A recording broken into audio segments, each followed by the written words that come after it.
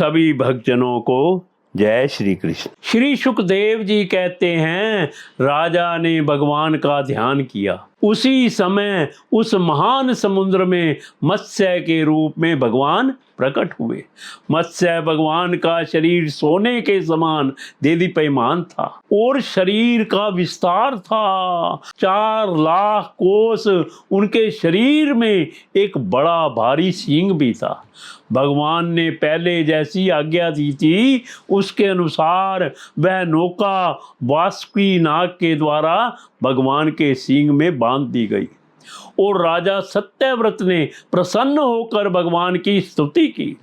राजा सत्यव्रत ने कहा, प्रभो, संसार के जीवों का आत्मज्ञान अनादि अविद्या से ढक गया है। इसी कारण वे संसार के अनेकों नेक क्लेशों के भार से पीड़ित हो रहे हैं। जब अनायास ही आपके अनुग्रह से वे आपकी शरण में पहुंच जाते हैं तब आपको प्राप्त कर लेते हैं। इसीलिए हमें बंधन से छुड़ाकर वास्तविक मुक्ति देने वाले परम गुरु आप ही हैं। यह जीव अज्ञानी है, अपने ही कर्मों से बंधा हुआ है। वह सुख की इच्छा से दुखप्रद कर्मों का अनुष्ठान करता है, जिनकी सेवा से उसका यह अज्ञान नष्ट हो जाता है। वे ही मेरे परम गुरु आप मेरी हृदय की गांठ काट दीजिए। जैसे अग्नि में तपाने से सोने चांदी के मल दूर हो जाते हैं और उनका सच्चा स्वरूप निखर आता है, वैसे ही आपकी सेवा से जीव अपने अंतःकरण का अज्ञान रूप मल त्याग देता है और अपने वास्तविक स्वरूप में स्थित हो जाता है।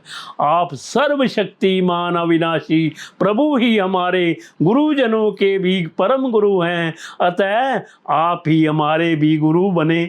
जितने भी देवता, गुरु और संसार के दूसरे जीव हैं, वे सब यदि स्वतंत्रता रूप से एक साथ मिलकर भी कृपा करें तो आपकी कृपा के 10,000 में अंश की भी बराबरी नहीं कर सकते। प्रभु, आप ही सर्वशक्तिमान हैं।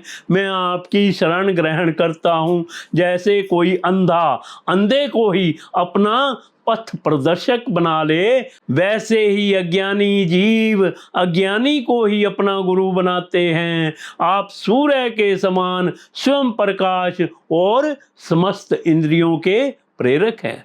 हम आत्म तत्व के जिज्ञासु आपको ही गुरु के रूप में वर्ण करते हैं।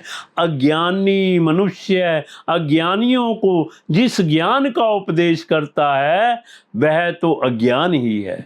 उसके द्वारा संसार रूप घोर अंधकार की अधिकाधिक प्राप्ति होती है, परंतु आप तो उस अविनाशी और अमोघ ज्ञान का उपदेश करते हैं जिससे मनुष्य अनायासी अपने वास्तविक स्वरूप को प्राप्त कर लेता है। आप सारे लोक के सुहृद प्रियतम ईश्वर और आत्मा हैं।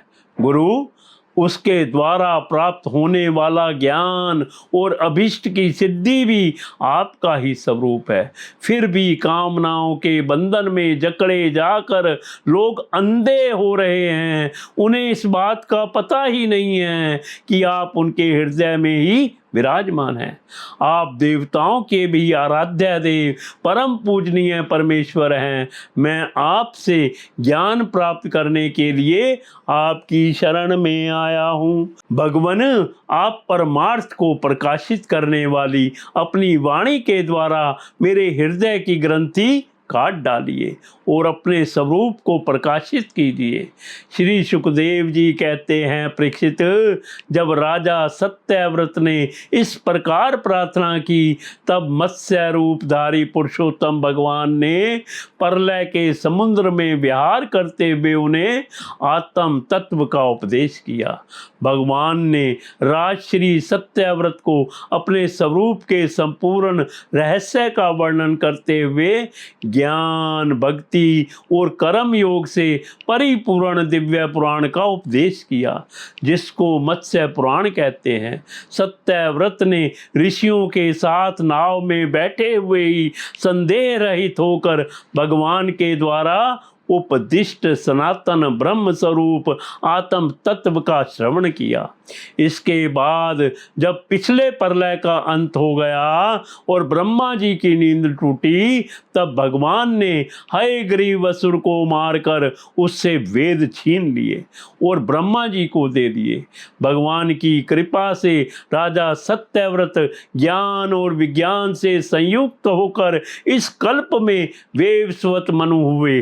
अपनी योग माया से मत्स्य रूप धारण करने वाले भगवान विष्णु और राजश्री सत्यव्रत का यह संवाद, यह श्रेष्ठ आख्यान सुनकर मनुष्य सब प्रकार के पापों से मुक्त हो जाता है।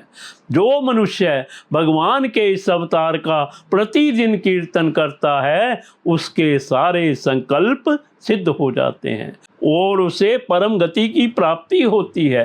प्रलय कालीन समुद्र में जब ब्रह्मा जी सो गए थे, उनकी सृष्टि शक्ति लुप्त हो चुकी थी। उस समय उनके मुख से निकली हुई श्रुतियों को चुराकर हयग्रीव दैत्य पाताल में ले गया था। भगवान ने उसे मारकर वे श्रुतियां ब्रह्मा जी को लौटा दी एवं सत्यव्रत तथा सप्त ऋषियों को ब्रह्म तत्व का उपदेश किया।